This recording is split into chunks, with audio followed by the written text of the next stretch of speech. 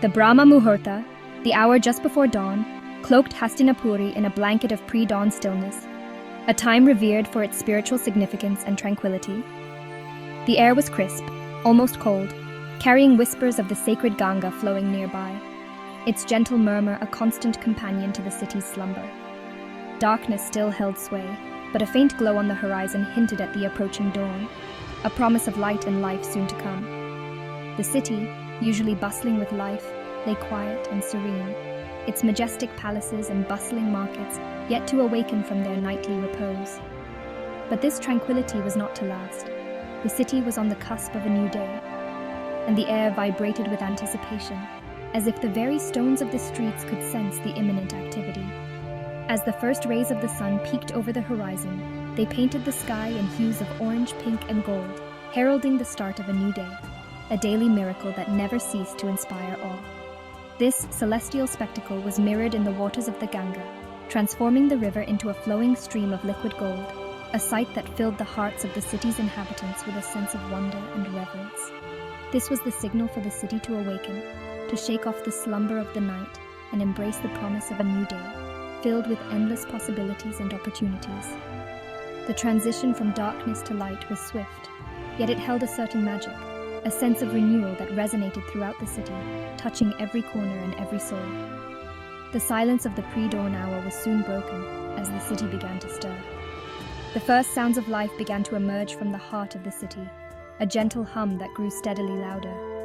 The rhythmic chanting of Vedic hymns wafted from the temples, their melodious notes weaving a tapestry of devotion in the morning air, a daily ritual that brought peace and focus to the city's inhabitants. Soon, the sounds of daily life began to crescendo, a symphony of activity that signaled the start of another day.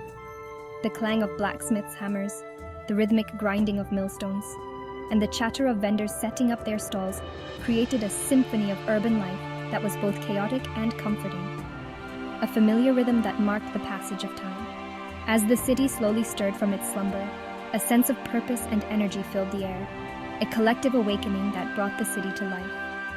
The streets, empty just moments ago, were now coming alive with people from all walks of life, each with their own story and purpose. Farmers walked their cattle to graze on the outskirts of the city, their carts laden with fresh produce destined for the marketplace, a daily journey that connected the rural and urban lives. Merchants, their caravans laden with silks, spices, and precious stones, prepared to open their shops, their calls echoing through the now bustling streets, a vibrant marketplace that was the heart of the city's economy and social life. Amidst the burgeoning symphony of the city waking up, the first light of dawn began to paint the sky with hues of orange and pink. A new sound emerged, distinct and powerful, cutting through the early morning stillness. It was the sound of the turiya, a long, curved trumpet, crafted with precision and care, its deep, resonant notes echoing across the cityscape, reverberating through the ancient streets and alleys. The turiya was the instrument of the Sutas, the royal heralds of Hastinapur, whose duty was to announce the beginning of the day. Its sound commanded attention, signaling the start of the king's day and, by extension, the day of the entire kingdom, a tradition that had been followed for generations. The Sutas, dressed in their distinctive red and gold attire, stood proudly as they played their instruments. They were more than just musicians. They were the keepers of the kingdom's history and culture. They were the keepers of the kingdom's history, the living embodiment of its traditions and stories, passing down knowledge through their music and tales. Their songs, often accompanied by the mridangam, a double-headed drum, and the veena, a stringed instrument, were rich with history. The mridangam's rhythmic beats provided a steady foundation, while the veena's melodious strings added a layer of complexity and beauty to the music. Their music spoke of the valor of kings past, of epic battles fought and won, and of the prosperity and happiness that reigned in Hastinapur. These tales of bravery and triumph were not just stories, they were the very essence of the kingdom's identity. The prosperity and happiness that reigned in Hastinapur were a testament to the strength and wisdom of its rulers. As the sound of the turiya spread, it was like a wave washing over the city, stirring the citizens of Hastinapur from their slumber. It was a call to action, a reminder of their duties and responsibilities. The citizens, young and old, responded to the call, their hearts swelling with pride and purpose.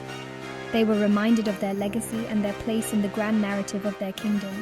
a story that was still being written. Shopkeepers paused, their hands frozen mid-transaction, to listen to the resonant notes, a sound that connected them to their heritage.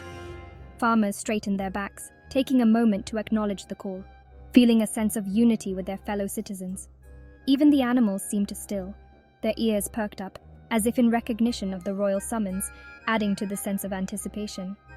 The Sutas, perched atop the city walls, with the magnificent royal palace as their backdrop, were a sight to behold. Their presence was a symbol of the kingdom's grandeur and the continuity of its traditions.